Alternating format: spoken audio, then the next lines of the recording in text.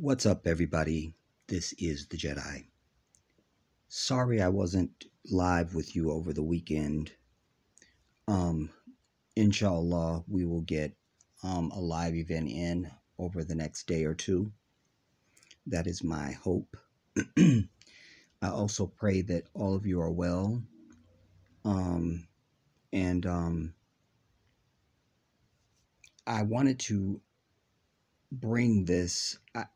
I should also say that I had done a piece on LeBron James that I never released. And there's some more things that I need to say. Well, I don't want to make this long. Why I'm bringing this is, first of all, it's random, but it goes to something that I preach and have preached and have preached and have preached. One, I tell you about listening down. Listening down. Listen down. I don't really have another terminology for it. Like whenever I first ever shared that or tried to bring that to you, that's just what the universe gave me. But it's a phraseology that I'm familiar with because I played in band for years. And in orchestra, you need to listen down to the instruments around you so you can balance your tone and your pitch and your dynamics and all that stuff.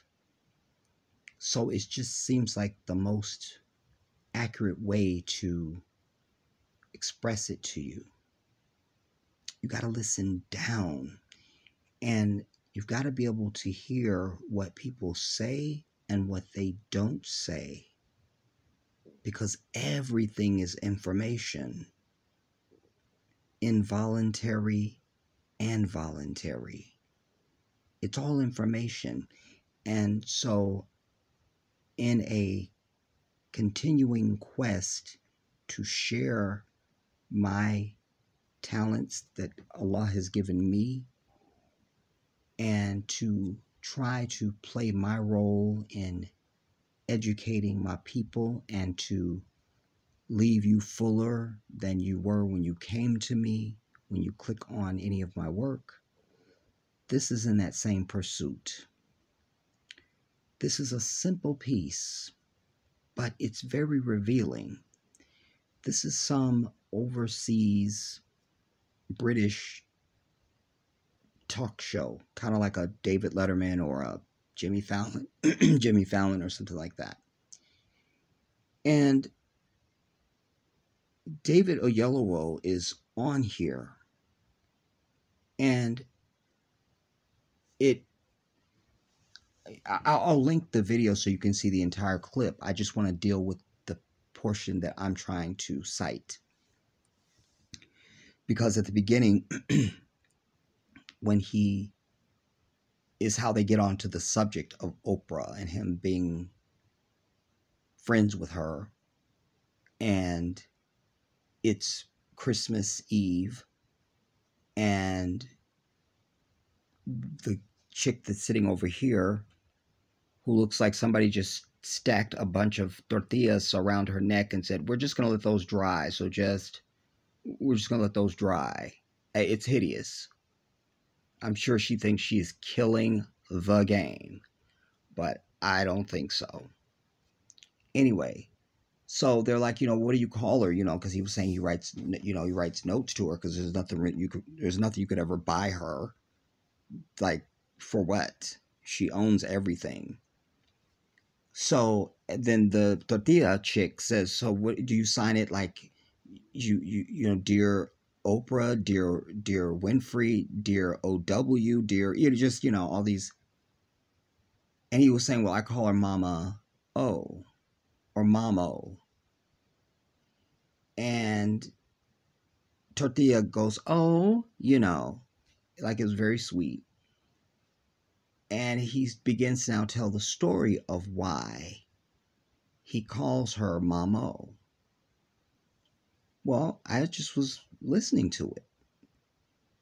Just, I'm here. He's going to speak. I'm going to hear it. That's all. But not with the ears of the Jedi. Because the moment he begins to tell the story, he starts out with his mother,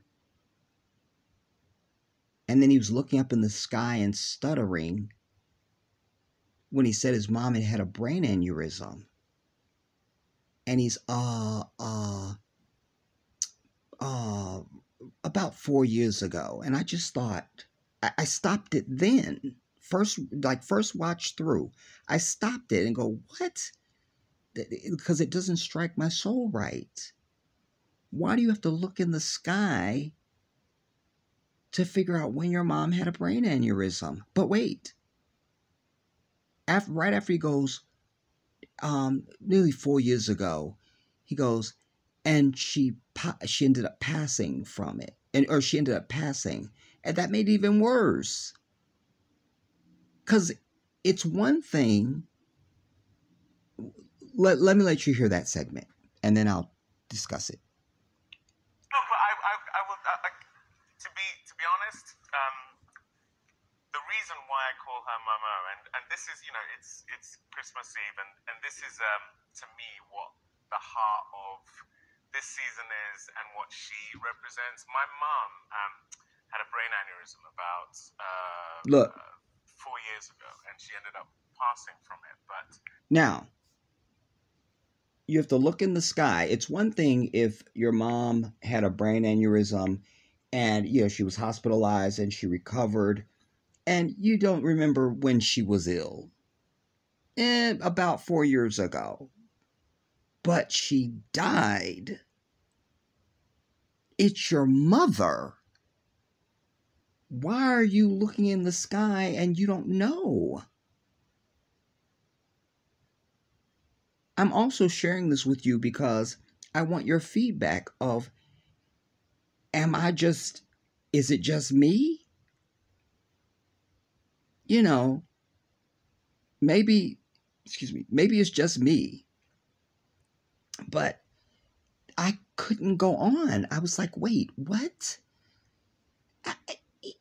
My grandmother, the queen of my existence, died on Friday, November the 4th, 1994. I know, like it was yesterday. I know. And that's what strengthens my argument, because when I said to you, well, if she had just been with an aneurysm and she came out and she came through it, maybe you're not really sure of the date.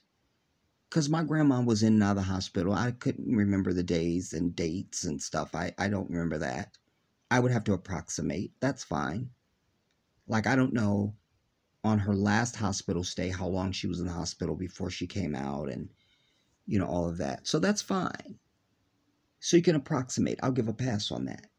But your mother passed. You understand? And that just didn't sit right with me. And he wasn't emotional. But wait, there's more. Hear this now. Because I just want to show you how absorbed people become. He's David Oyelowo. He's got his white wife and his fucked up children. And he's a movie star, and he's actually African royalty. He comes from a royal family in Nigeria. But you wouldn't know that with all his prim, proper British nonsense. He's totally bought into Westernism. And this is an example of that. You lost your mother. To this day, I can barely talk about my grandmother without breaking down in tears. To this day. But he's just mentioned that his mother had an aneurysm and died from it. And That's not where he breaks down. So, I'm stalling y'all because I'm trying to pull it up on my other device so I can hopefully show you a better picture. Oyelowo gets emotional.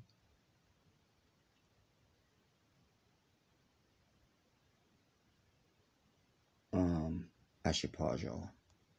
Okay, this should be a little bit better for you. There's tortilla. All right, now let's go on. My mom had a brain aneurysm about 4 years ago, and she ended up passing from it. But Oprah knew about this, and she knew how much my mom meant to me. And my mom was in the hospital with my dad. Wait. The smacking. Oprah knew about this, and she knew how much my mom meant to me. And my mom was in hospital with my dad here in London.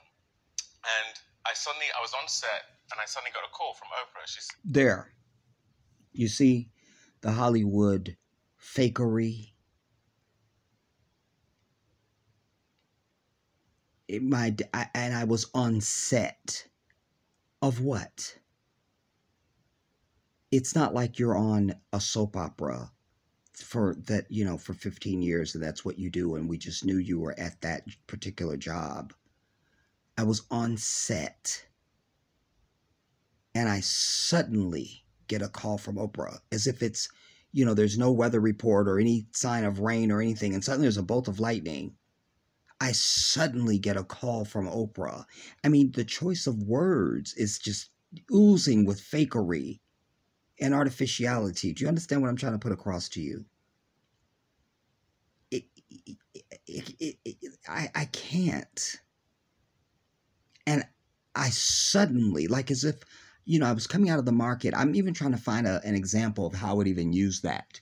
I was coming out of the supermarket. I bumped into an old lady and suddenly I get a call from Oprah. Even that doesn't really work.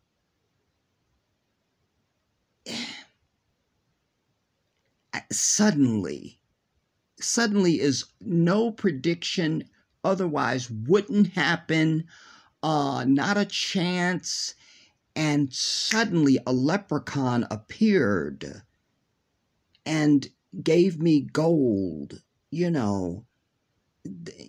Suddenly I get a call from Oprah, not somebody came over to me and said, David, you have a phone call.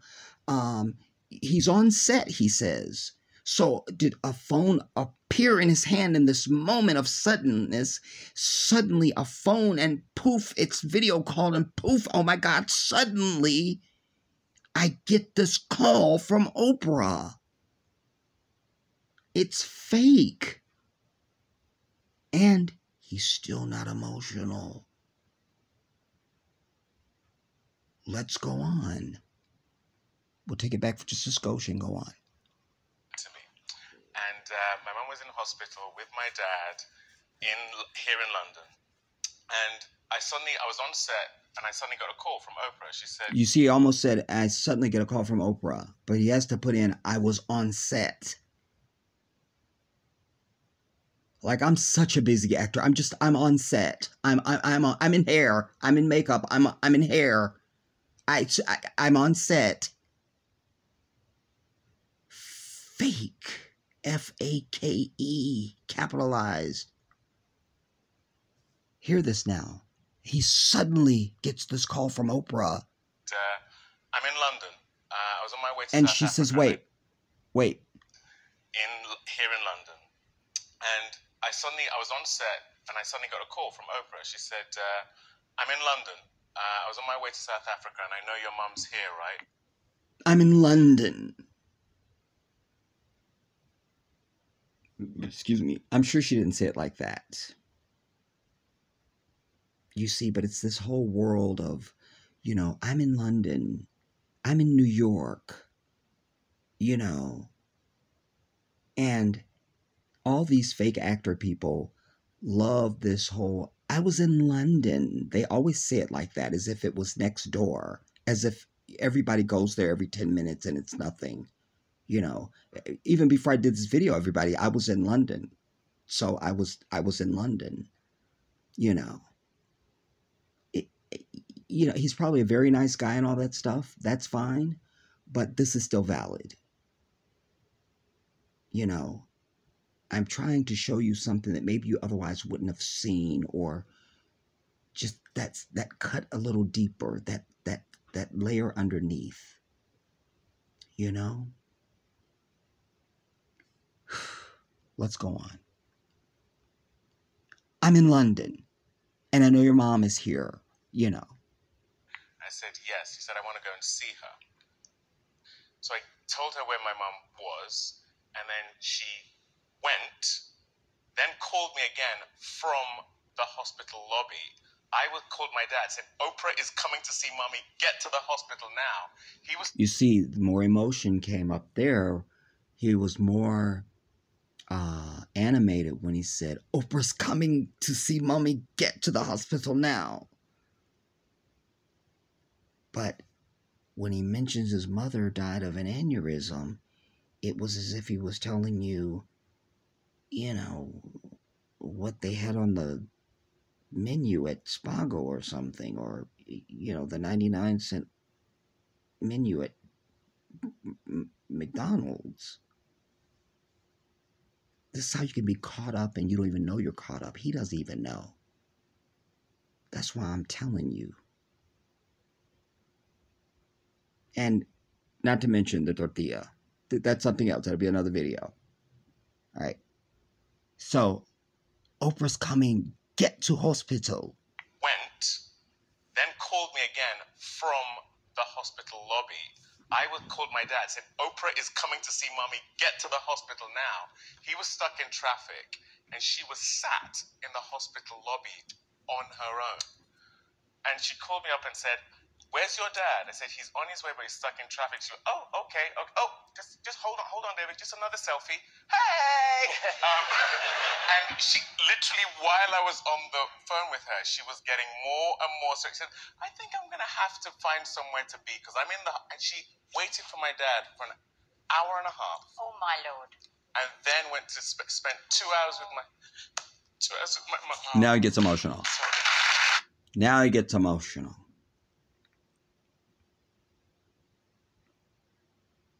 Now he gets emotional and spent 2 hours with my mom.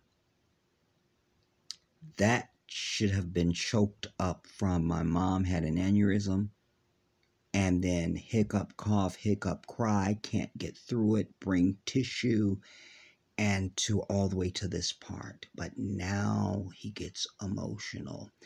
This is a subconscious showing of priorities as well, you know? Listen, he's African, so I'm sure there's a deeper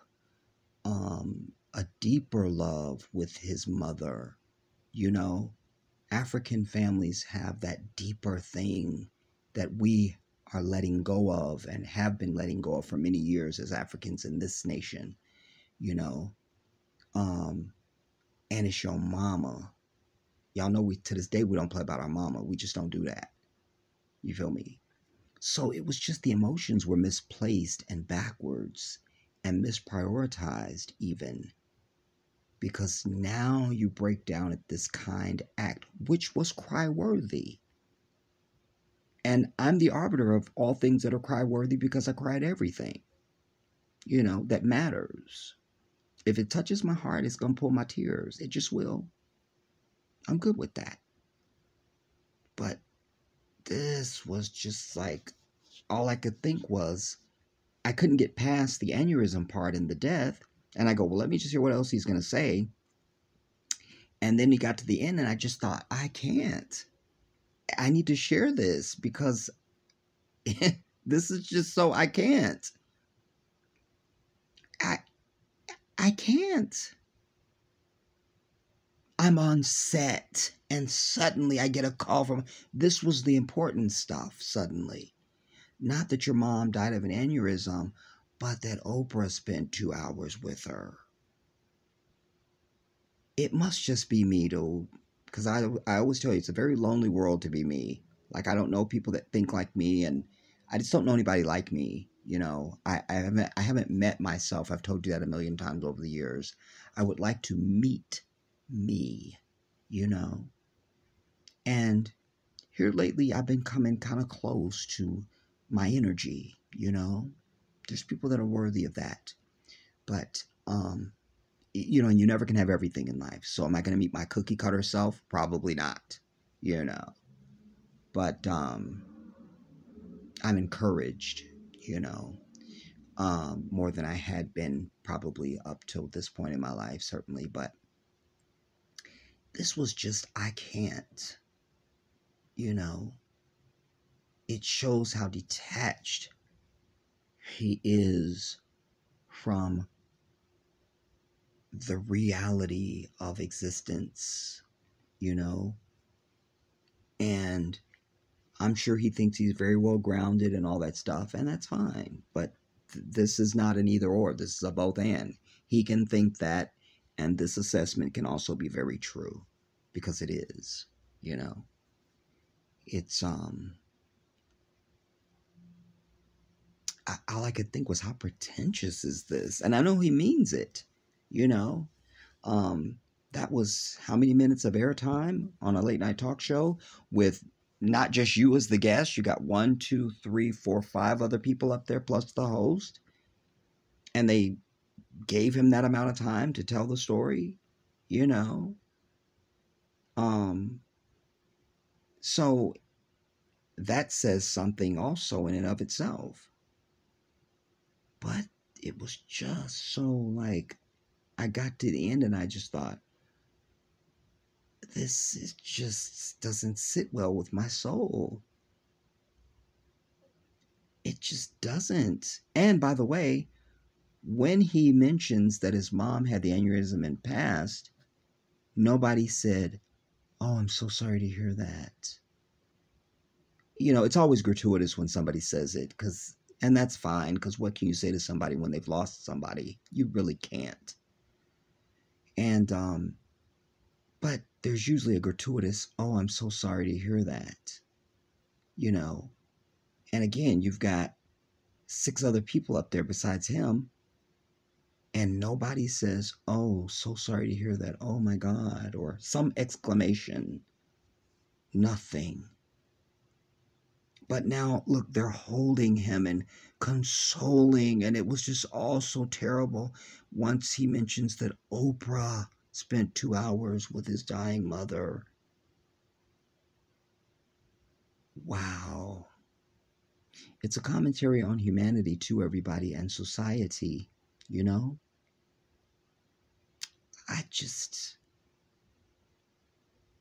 I just wanted to live in a different world, you know? I'll close by telling you this, that goes with this, actually perfect, because a few days ago I saw something online. I don't know where it was, Twitter, Instagram, Facebook, YouTube, something. And it was a white dude. But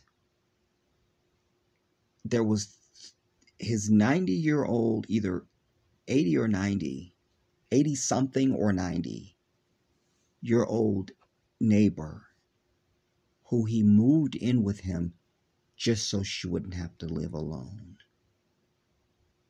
And I literally typed in the comments on there, "That's the world I want to live in. That's the world I want to live in." You know, that's the world I want to live in, where people are interested in what's right simply because it's right. You know, I also had the thought earlier today, because I was watching something about something, I don't know, but it was something about somebody had been a politician, or they were being interviewed for something, and they were saying how, you know, you'd be the person to bring people together and this, that. And I actually thought in that moment, no, you don't need to bring people together. You don't need to do that. Like, I need to call some politicians and say, stop saying that. If I was a politician, my first speech would be, I'm not here to unify you. I'm not here to bring anybody together. I'm not here to make everybody happy. period. What I'm here to do is represent and do what is right.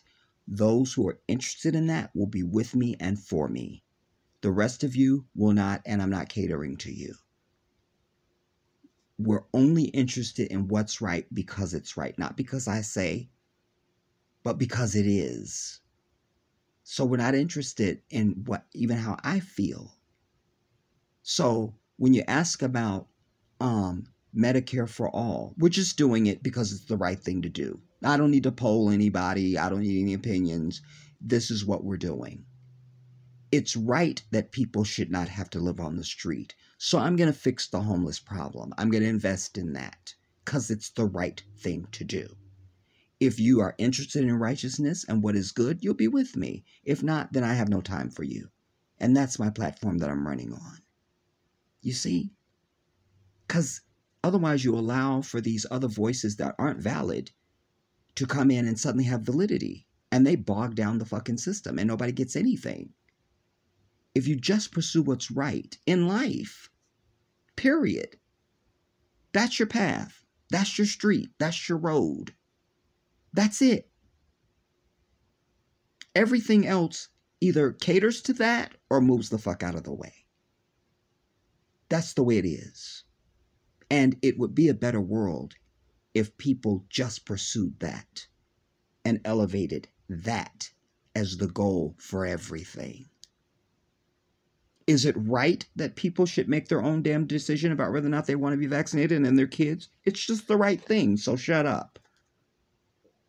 It's just the right thing. It just is. It just is. So we're doing that. You know. I mean, I got a million of them, you know.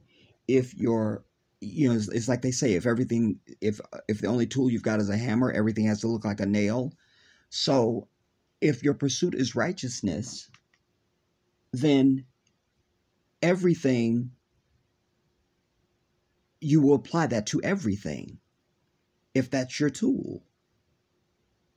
I've only got righteousness and truth as my tool, so everything has to be, you know, that's how everything is going to be struck by it. Or that's what everything's going to be struck with, however we want to say it, you know. Even Dr. King said that time is always right to do what's right. I love that. I love that. Because it is the truth. You know, the time is always right to do what's right. Like, there's no excuse. Don't give me anything else. Just do it. Just do it. Yes, black people should get reparations, and we're just doing that. We don't need to study it and figure out who's for it and who's against it and how it polls. We're just doing it because it's the right thing to do. And if you're about righteousness and goodness, then you're on board. If not, then shut up. We're not catering to you. Maybe you should just find someplace else to live. Another country, another nebula. I don't know. But we can't help you here. So, hopefully you've gotten something out of this, everybody.